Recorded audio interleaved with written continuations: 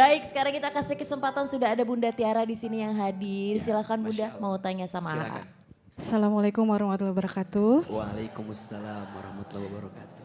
Perkenalkan nama saya Tiara, Ustadz. Saya mau bertanya, kenapa hidup itu ujiannya terus bertubi-tubi ya Ustadz? Jadi saya menikah dengan suami itu karena ta'aruf, karena Allah. Awal pernikahan itu saya keguguran Ustadz. Akhirnya saya resign dari pekerjaan dan promil. Dalam waktu 5 tahun pertama itu kami dikaruniai 3 orang anak, tapi karena yang bekerja itu suami aja, jadi hidup kami tuh pas-pasan Ustadz. Suami saya mengajarkan saya untuk sabar, menerima semuanya ini dengan ikhlas, ini rezeki dari Allah gitu. Tapi qadarullah ketika usia pernikahan ke-6, ke-7, suami saya mengalami penyakit Ustadz. Awalnya dia di PHK dulu tahun 2023, kemudian kecelakaan.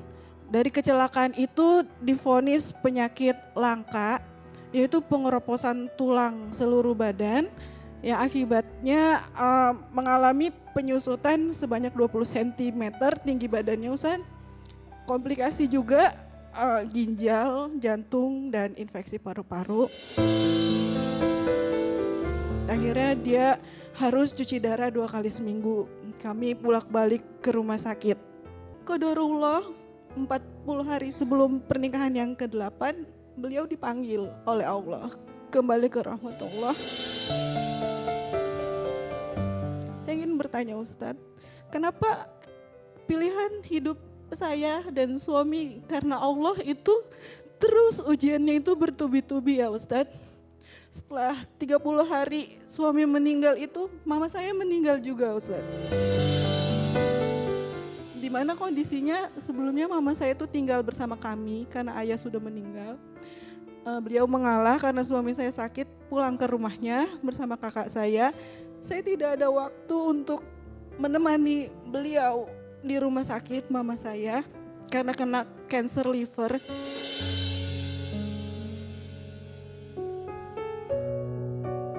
Pada saat saya pulang ke rumah orang tua saya untuk menjenguk orang tua saya juga, itu keesokan harinya beliau meninggal, Ustaz.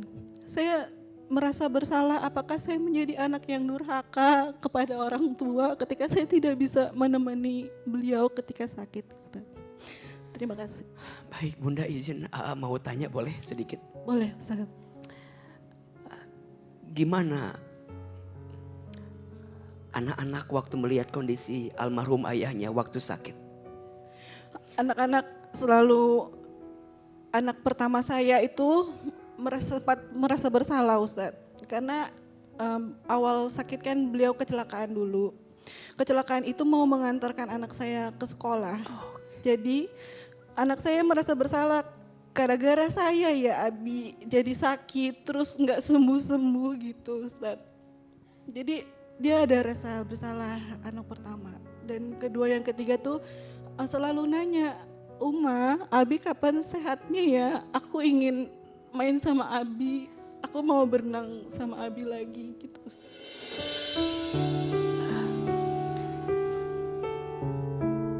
Masya Allah, Bunda. Ahilman akan menjawab pertama dengan satu hadis riwayat Imam Bukhari dan Muslim.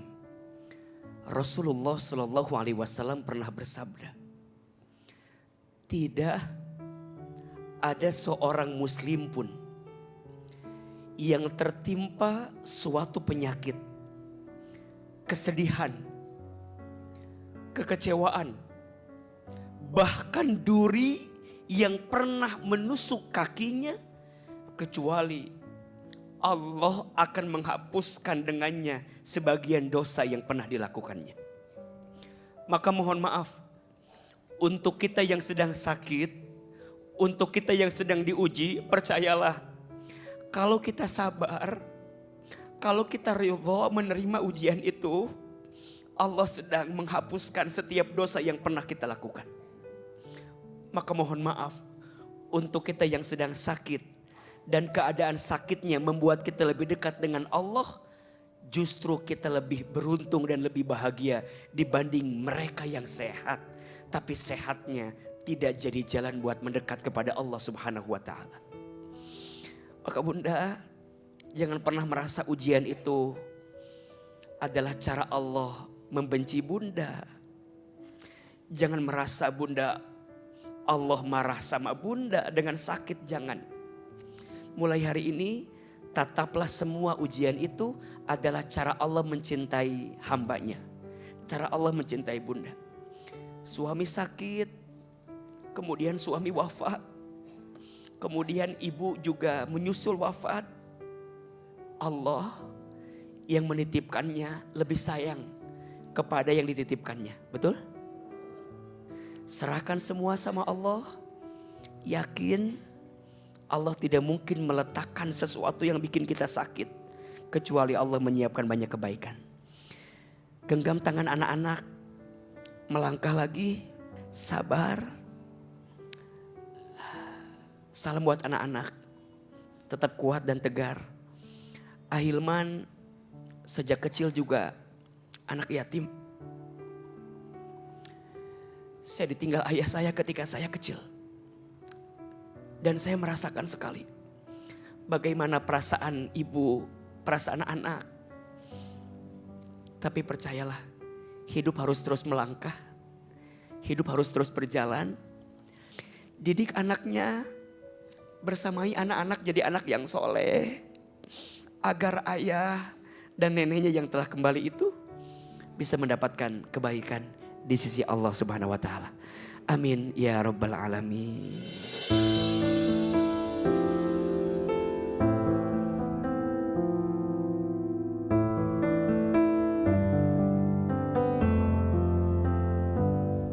Jadi kayak, Abi mana ya?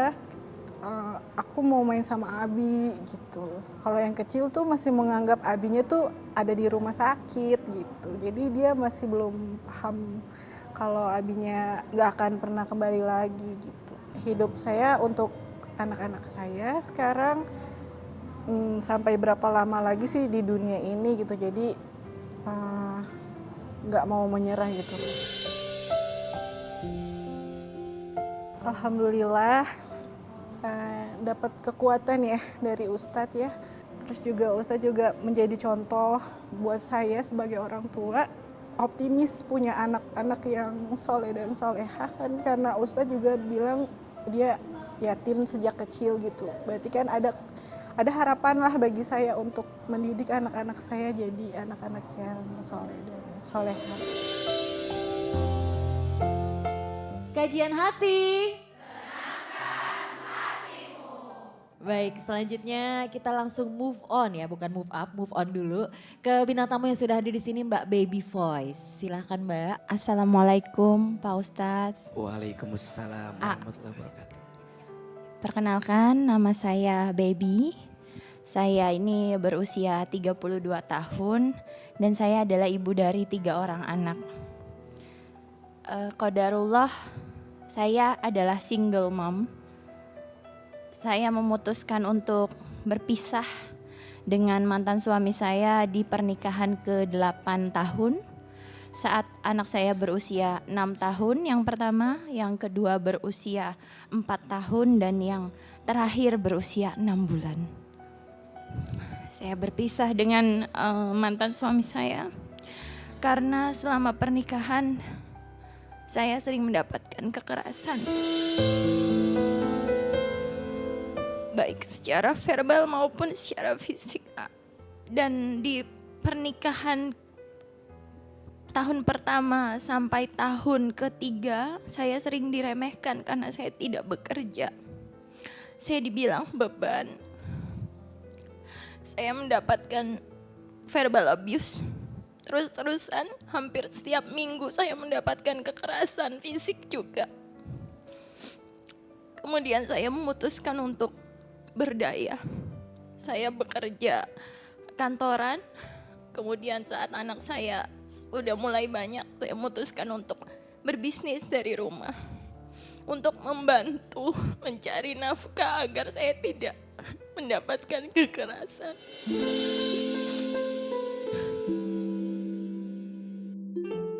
saya menyerah di tahun ke-8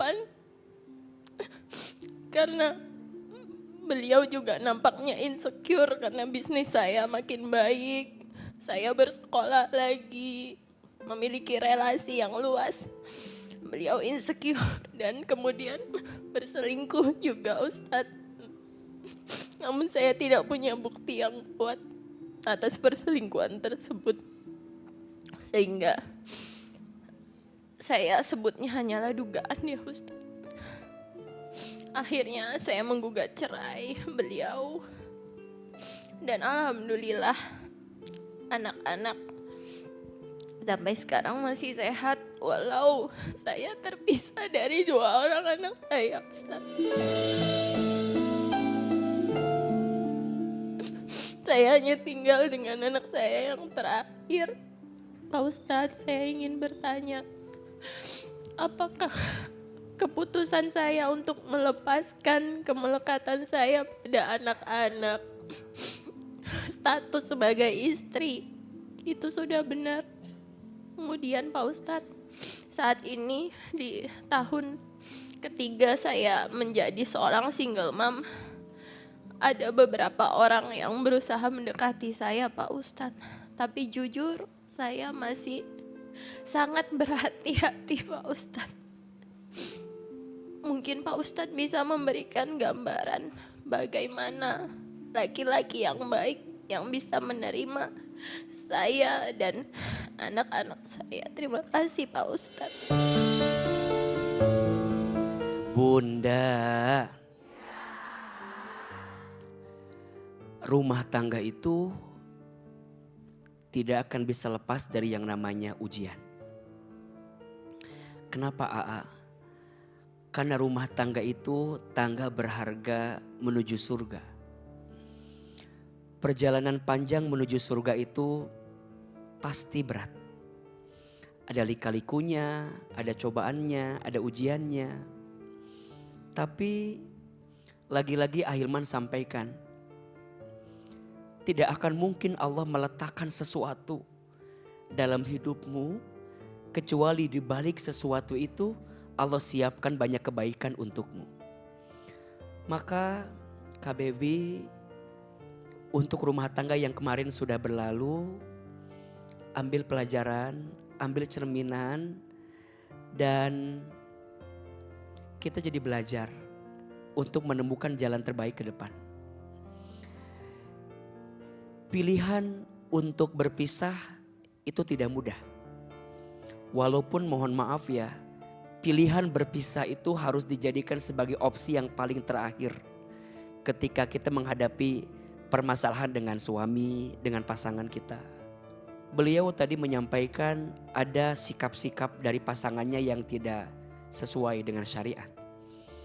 Mohon maaf, melakukan kekerasan, haram hukumnya. Tidak boleh ada KDRT di rumah tangga. Kenapa? Karena rumah tangga yang diisi dengan kekerasan tidak akan mengundang malaikat rahmat datang ke rumah tersebut. Dan dalam hal ini juga mohon maaf, bukan hanya pada sisi laki-laki ya, tapi juga perempuan juga sama. KDRT bukan hanya tentang fisik, tapi juga verbal.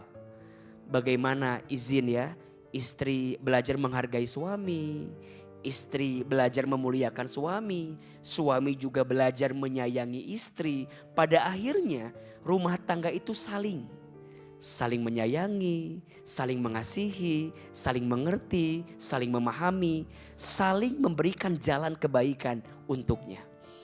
Kalau KBB merasa bahwa yang kemarin itu memang tidak hadirnya kebaikan, maka berpisah adalah jalan terbaik yang sudah dipilih. Dan menurut AA, jangan terburu-buru untuk menghadirkan orang yang baru sebelum kita sembuh dengan luka yang ada di hati kita. Agar kita belajar untuk memahami dulu semua arti dari apapun yang sedang terjadi hari ini. Wahai suami, walaupun istrimu punya pendapatan dalam hidupnya, bukan berarti menghilangkan kewajibanmu untuk memberi nafkah kepada istrimu. Jadi bukan berarti kan istri saya kerja, biarin aja, gak usah saya kasih, gak bisa. tetap sebagai suami punya kewajiban memberi apa? Nafkah kepada istri, betul? Dan mohon maaf, istri juga jangan merasa jadi lebih tinggi posisinya ketika kita punya pendapatan dari suami kita.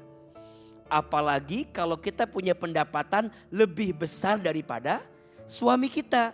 Jangan merasa kita lebih tinggi daripada suami kita. Insya Allah, kalau kita tahu posisinya, kita akan saling menjaga satu sama lain. Dan Ahilman percaya, pemimpin itu dibentuk, bukan diciptakan. Jadi bunda izin mulai hari ini bentuklah suami jadi apa? Pemimpin di keluarga. Agar dia punya kemuliaan. Dan ingat, suami, istrimu bukan pembantumu. Istrimu bukan seseorang yang bisa engkau rendahkan. Istrimu adalah pendampingmu. Yang kalau bukan karena doanya, tidak mungkin engkau sampai pada posisi yang engkau dapatkan saat ini. Mudah-mudahan Allah jaga KBB dan seluruh keluarga rumah tangga kita dalam kebaikannya. Amin ya rabbal alamin.